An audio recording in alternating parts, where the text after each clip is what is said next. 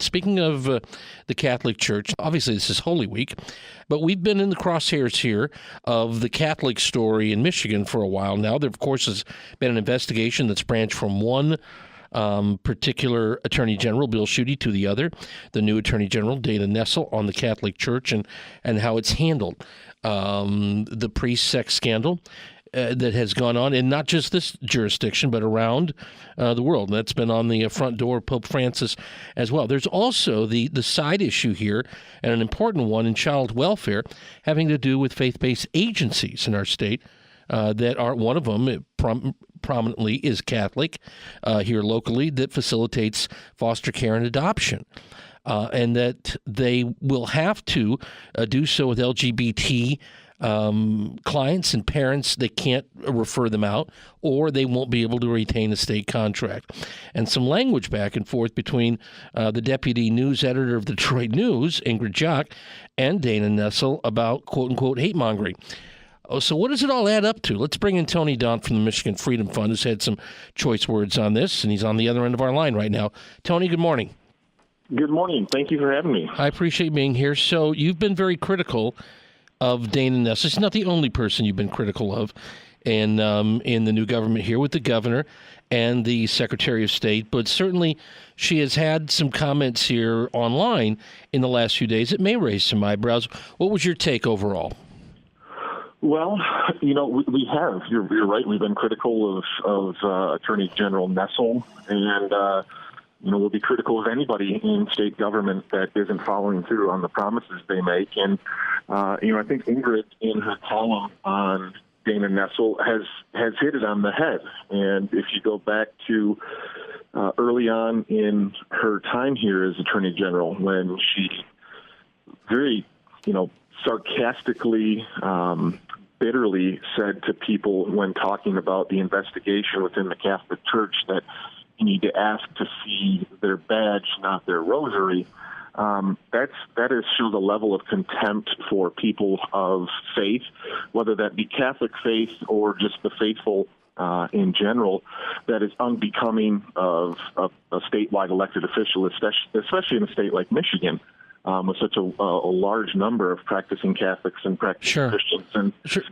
Tony, I said the day after she made that, I said on this show that was a mistake that she made. I didn't know her exact intent, but whatever her intent was, it was a mistake to phrase it like that. It was a cheap shot.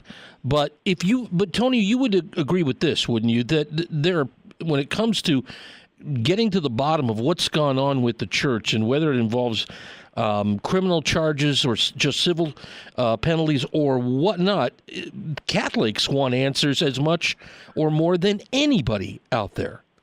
I could not agree more. I have grown up in the Catholic faith. Sure. Was raised. Same here. I'm a current practicing Catholic. I went to Catholic high school. Yeah. It's important that my daughter experience the faith growing up. And absolutely, I want answers. I am disgusted by the people in the Catholic hierarchy that have covered this up and helped cover this up in so many instances, in too many instances. And I think it is fair to call them out and to make them account, and that they face the full weight of the law if they have broken it.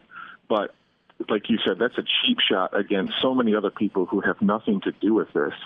And it goes and gets to the heart of her animus towards people who practice, the Christian faith. And I don't think, maybe people were willing to give her the benefit of a doubt after that comment, that it was just said in angst or kind of an off-the-cuff remark. But as you see from some of the things that have been said over the last few days, and the way she's taken so harshly to this column by Ingrid, I think it shows, like as I mentioned, deep-seated animus within her. I think she's a bully, and for her to be acting like this as the Attorney General, for her to be relying on the Southern Poverty Law Center, which at the moment it's becoming more widely known and exposed as basically a left-wing huckster group. It shows that she has some real issues with people who just want to live out their lives as protected by the First Amendment and their right to freedom of speech and freedom of religion, and freedom of association. So, Tony, along those lines, since you mentioned those particular rights under the Constitution, this new lawsuit that's been filed, and we had spoken before with Beckett Law attorneys in who specialize in faith-based organizations. So we spoke with them before about St. Vincent. Now this lawsuit's been filed against the state and has been joined by a woman in Holt who has special needs children. We've heard it here in our news segments here on the program today. What say you about that? And is that the next step? And will there be more in pushing back against, because you started this by saying, we'll call out anytime they're not following through on promises. But some could say, look, she's been checking off boxes on a lot of campaign promises here, and that's what you're really having a problem with, is that she is doing what she said she was going to do in a large way, and conservatives and those aligned on the right may not like that at all. Is that accurate? I would contend that that's not accurate. That right. She's using the office of Attorney General to put forward her radical social agenda, not follow the law and enforce the law as she is charged to do as the state's Attorney General, whether she agrees with the law or not. It's not up to her to determine which ones she wants to enforce and which ones she doesn't. That's a very improper and selective understanding of that role as Attorney General. And I think she's intent on continuing her hard left crusade and using state resources for it and trampling on the rights of people in Michigan who simply wish to live their life according to their faith. The First Amendment and freedom of religion isn't meant to just allow you to go to church and live your faith there for an hour a week. It's meant to protect you to live your faith as you see it in every aspect of your life. And so long as the government, this idea that there's no other method for folks to adopt children, same-sex couples to adopt children, it's wrong. There are other options, and we should not be in the business, as the government should not be in the business of trampling people's deep-seated religious beliefs because they disagree with it, because they have an animus towards them. And I think that's what you see happening with Dana Nessel and her allies. Well, one of the big questions I have about this, and this, again, from my time working with that particular agency of state government now called DHHS, at the time DHS, was if the faith-based are taken out of the equation. The assumption, I think, from the AG and others is that they will adjust to fit the law.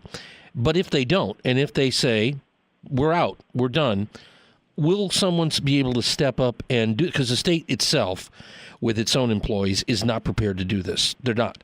And not to the extent of 10 or more % of our foster care and adopted population. So what would happen in the interim? I think it's a question that has to be asked. Lawmakers will have to face that particular question, too.